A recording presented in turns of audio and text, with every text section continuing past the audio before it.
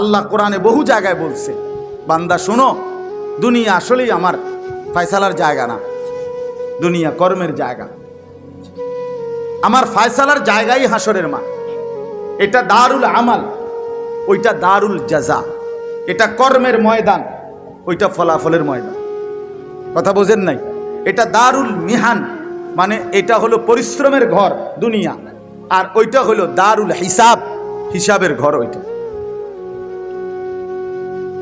হিসাবের ঘর। এটা এই জন্য আল্লাহ তাআলা বলেন, বন্ধু মূলত প্রত্যেক নাফরমান পাপী দুনিয়াতে মনে করতেছে আমারে তো আযাব দিচ্ছে না, কই আমার পাপের পরে তো আমারে কেউ ধরে না। আল্লাহ বলে না, এটা আমার নিজাম না।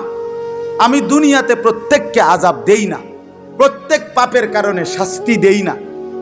তবে কোরআনে আল্লাহ বলছে, হ্যাঁ মাঝে মাঝে কখনো কখনো লিউযীকাহুম বা'দাল্লাযী আমিলু, কখনো কখনো কাউকে কাউকে আমি আল্লাহ অসংখ্য অপরাধের পরে সামান্য একটু আধটু আমি ধরি, অল্প স্বল্প কখনো কখনো ধরি।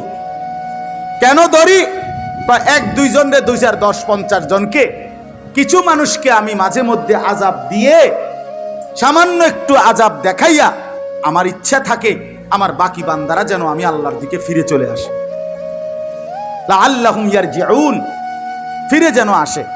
নাই তো পুরা আযাব, পুরা শাস্তি, পুরা ফয়সালা আমি আল্লাহ তাআলা জমিনে করব না।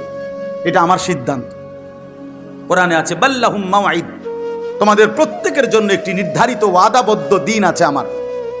আল্লাহ বলছেন, আমি যদি ওয়ালাউ ইউআখিযুল্লাহুন নাসা বিমা কাসাবু, তোমাদের প্রত্যেকের অপরাধের কারণে আমি আল্লাহ যদি ধরতাম নগদ দুনিয়ায়, তাহলে একজন মানুষও ঘাড় সোজা করে হাঁটতে পারত না, হাঁটতে পারত।